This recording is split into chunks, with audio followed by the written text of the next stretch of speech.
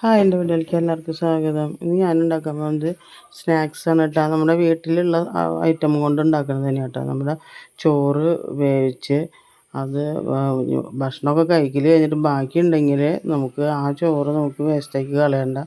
അതരച്ച് അതിൽ മുളക് പൊടി ജീരകമൊക്കെ ഇട്ടിട്ട് ഇങ്ങനെ പിഴിഞ്ഞ് നമുക്ക് ഉണക്കാൻ വെച്ച് അങ്ങനെ എടുത്ത് വയ്ക്കാം നമുക്ക് കേട്ടോ. അപ്പോൾ അത് കാപ്പിക്കും 4 വേണ്ട ചായക്കും ചോറിനും വിരുന്നുകാർ വന്ന വിരുന്നുകാർക്കും എല്ലാവർക്കും കൊടുക്കാൻ പറ്റും കേട്ടോ. ഇങ്ങനെ ഉണ്ടാക്കി വെച്ചാൽ ആ ചൂടോടെ അങ്ങനെ വറുത്ത് ചായ ഇങ്ങോട്ട് ഉണ്ടാക്കി കൊടുക്കുമ്പോൾ അവർക്കും എല്ലാവർക്കും ഇഷ്ടപ്പെടാണ്ടിരിക്കില്ല. നിങ്ങൾക്ക് ഈ വീഡിയോ ഇഷ്ടപ്പെടണമെങ്കിൽ ലൈക്ക് ചെയ്യുക, ഷെയർ ചെയ്യുക, സബ്സ്ക്രൈബ് ചെയ്യുക, ബെല്ലൈക്കൻ അമർത്തുക കേട്ടോ.